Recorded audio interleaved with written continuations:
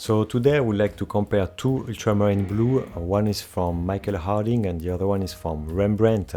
Even though the label is different, Rembrandt is called Ultramarine Blue Deep and Michael Harding is called Ultramarine Blue.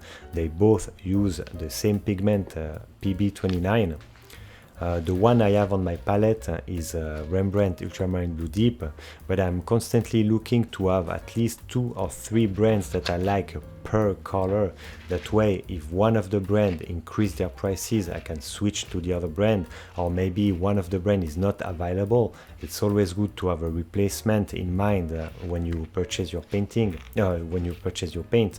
So here I'm trying to show you the consistency out of the tube of Michael Harding Ultramarine Blue, and then I will create 3 swatches per brand. The first swatch is trying to show you the masstone, the color out of the tube, and the second swatch is trying to show you the transparency of the color, and the third swatch is the color mixed into the white. I have no affiliation with any of these brands. I purchase the colors with my own money, and I try to share with you my feeling, the feeling that I have with each of these paints. What I look for in a tube of paint, especially for the ultramarine blue, I really look for to have a dark masstone.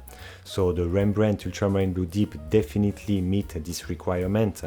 He has a dark masstone, and this is something I'm absolutely after for the ultramarine blue that I use on my palette.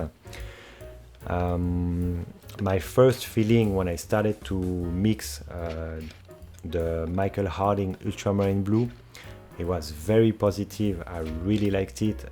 It's very enjoyable to mix that paint with my palette knife. It's very easy to mix, very easy to manipulate the paint, and this is directly something I liked about Michael Harding paint. It's the first time I try Michael Harding paint, and my first impression is very good. I will tell you at the end of this video, there's one of these 2 tubes that has a perk over the other one. I will tell you which one it is and what it is, what is the perk. So the white I use in this video is my usual white. This is Utrecht white. This is a white that is mixed between zinc white and titanium white. I also want to add that I haven't painted any painting with Michael Harding Ultramarine Blue yet, so this is something I will do now because I'm running out of Rembrandt Ultramarine Blue Deep. So I will switch as soon as I finish the tube. I will switch to Michael Harding Ultramarine Blue. All the paint that I review when I do this type of video, they are professional artist grade paint, so they are very excellent paint, and then it just comes to my preference if I choose or not one of the tube. It's really just my preference. I already tested the old Holland Ultramarine Blue Deep and I compared it to the Rembrandt Ultramarine Blue Deep, and as I try to stay away from stiff paint, old Holland is not a paint that I went back to.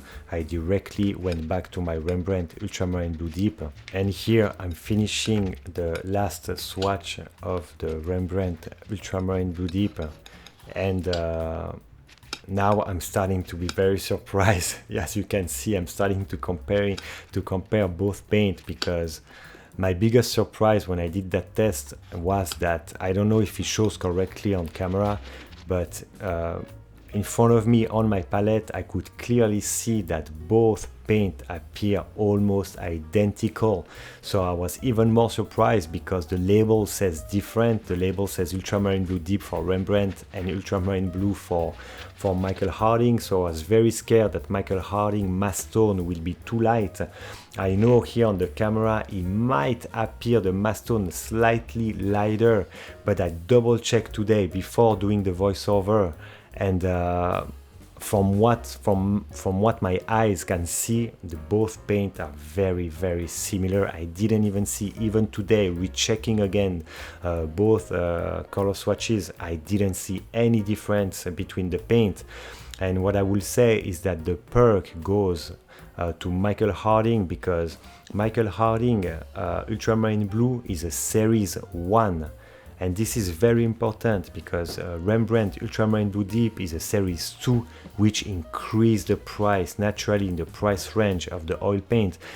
Compared to Michael Harding, if it's a series 1, well, you can be sure that this will always be the lowest price in their brand, the series 1. So this is definitely something that goes as a perk for Michael Harding. Here on the channel, I try to share everything I know about painting as well as documenting my progress, so consider subscribing if that's something you like.